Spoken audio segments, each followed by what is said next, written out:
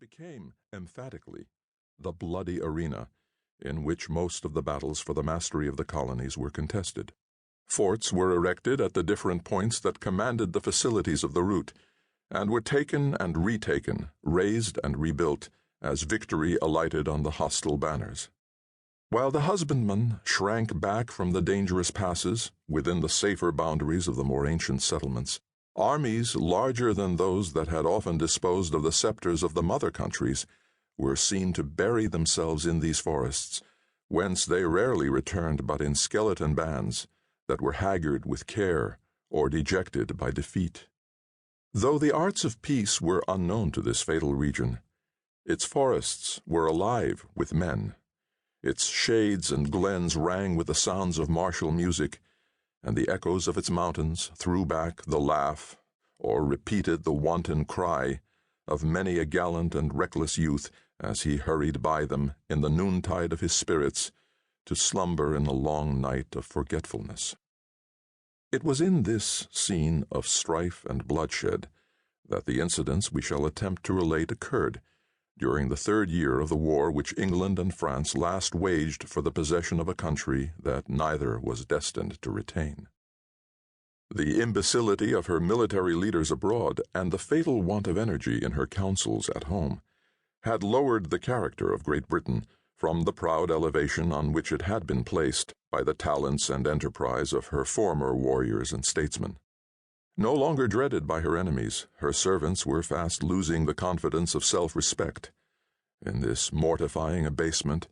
the colonists, though innocent of her imbecility and too humble to be the agents of her blunders, were but the natural participators. They had recently seen a chosen army from that country, which, reverencing as a mother, they had blindly believed invincible, an army led by a chief who had been selected from a crowd of trained warriors for his rare military endowments, disgracefully routed by a handful of French and Indians, and only saved from annihilation by the coolness and spirit of a Virginian boy, whose riper fame has since diffused itself with the steady influence of moral truth to the uttermost confines of Christendom. A wide frontier had been laid naked by this unexpected disaster,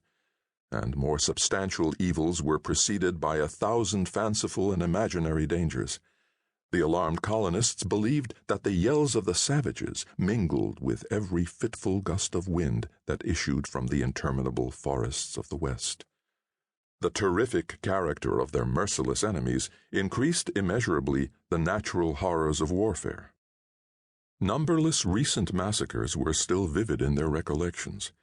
nor was there any ear in the provinces so deaf as not to have drunk in with avidity the narrative of some fearful tale of midnight murder in which the natives of the forest were the principal and barbarous actors.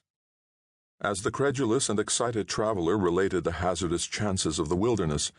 the blood of the timid curdled with terror, and mothers cast anxious glances even at those children which slumbered within the security of the largest towns. In short, the magnifying influence of fear began to set at naught the calculations of reason, and to render those who should have remembered their manhood the slaves of the basest of passions.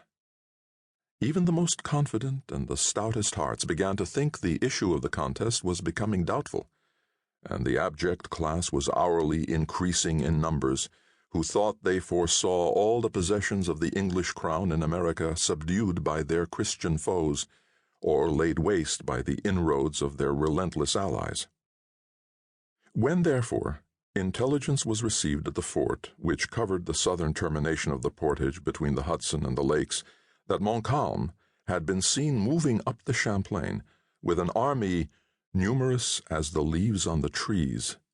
its truth was admitted with more of the craven reluctance of fear than with the stern joy that a warrior should feel in finding an enemy within reach of his blow.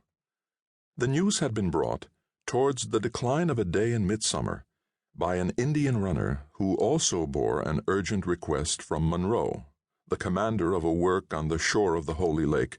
for a speedy and powerful reinforcement. It has already been mentioned that the distance between these two posts was less than 5 leagues. The rude path which originally formed their line of communication had been widened for the